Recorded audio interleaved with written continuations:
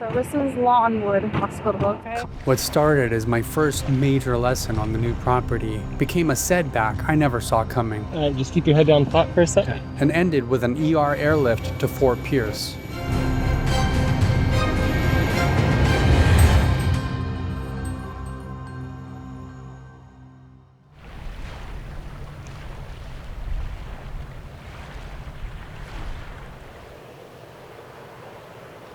One of the core principles in regenerative growing is to understand context. And now the context has completely changed. Hey, Stack, we're not so urban anymore. So what are you gonna do about that? This channel may feel a little different moving forward. I never wanted it to be a vlog channel. I wanted it to be focused on regenerative growing, practical ideas, and lessons that people can actually use. In this new context, we have new land, new challenges, and new opportunities. All right, it's time to break ground for the first time and put the first food forest plant in the ground. And for the first time, a chance to show an entire process of building a food forest from scratch instead of just touring an established one. So while the format may become a little more story-driven at times, the mission really hasn't changed at all. Come on, let's get the trees in the ground already. And that's the hard part. Every instinct in me wants to start planting immediately, but permanent placement decisions in a food forest can impact a property for decades. I'm intentionally not rushing into permanent design decisions and not planting anything too permanent in the first year. Are you serious? It takes years for most fruit trees to start producing, and you're just fine leaving them in pots for a year? Bo, as they do in permaculture, I want to spend that time observing how the water moves through the property. Seasonal and sunshade, wind exposure, microclimates, and soil behavior. It's about learning the land before making decisions that could affect the property for decades. So you're losing a friggin' year. Not really. During that year of observation, those trees can continue growing and maturing in containers as long as I keep moving them into appropriately sized pots when they're ready. And besides, smaller trees are usually much more affordable. And there are a few things already established here, including a loquat, a starfruit tree, elderberry, and muscadine grapes. And I've already made a strategic exception, like installing the dragon fruit. Oh, the dragon fruit gets a pass. Bo, again, that goes back to context. There was a strategic exception made for dragon fruit. When's that arborist coming back to finish the job? Exactly. That's exactly what people were asking me, even within the household. When is the arborist coming back to finish?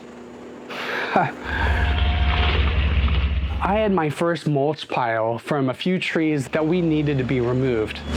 And the new arborist, Joe Iglesias of Joe's Trees and Tractor Services, agreed that cutting those oaks to that height would make a great place for dragon fruit to climb.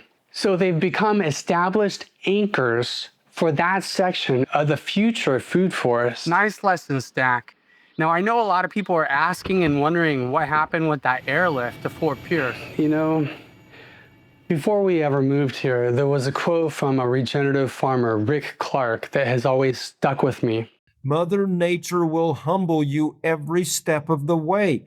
I've always liked that quote, and I've always understood it in the way of weather, pests, and soil, and all the things that remind us that we're not always in control. I just didn't expect to learn that lesson the way that I did.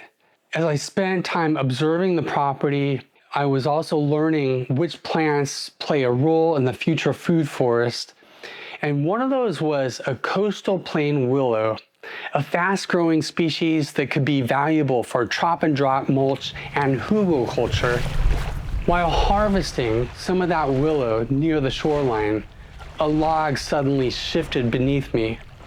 In an instant, I lost my footing and I came down on a freshly cut willow stub, impaling my leg. It was a painful reminder that even when you're trying to work with nature, nature still deserves your respect.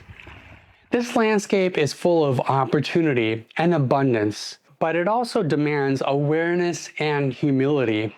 Hi, welcome to our place.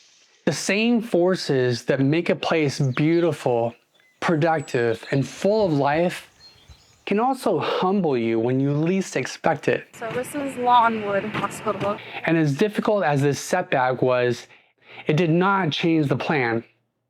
If anything, it reinforced it.